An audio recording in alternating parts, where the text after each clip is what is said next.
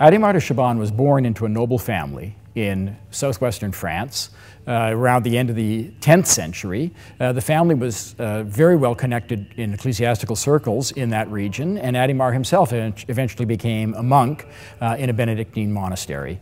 And within that community, he contributed significantly to the musical activities. Perhaps his foremost contribution to musical practice was as a scribe, and in that regard we have a staggeringly huge collection of his music, 900 pages in his autographed music hand.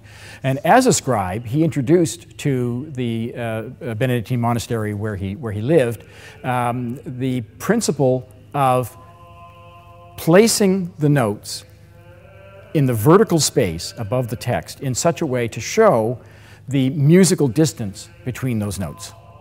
Well, the technique that Adhemar introduced to the Benedictine monastery is the same technique that we use today to show pitch relations. We situate lower pitches lower on the page in the vertical axis and higher pitches higher. Now, of course, we use staff, line spaces, and all kinds of other things to regulate the heighting of the notes, but the basic principle is still the one that Adhemar was using back in the 1020s, almost 1,000 years ago today.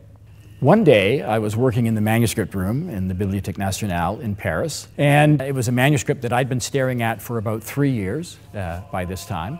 And the longer I looked at the page that had his text hand, the longer I looked at it, the clearer it came to me that it wasn't just the text that was in his hand in that particular part of the manuscript. I was able to determine that it was in fact Adhemar who was the music scribe of these particular manuscripts. And that allowed us to date the manuscripts very accurately within a period of several months in the late 1020s, between the summer of 1027 and the summer of 1029. He created these manuscripts which have preserved for us, as I say, the 900 pages of music in his autograph hand.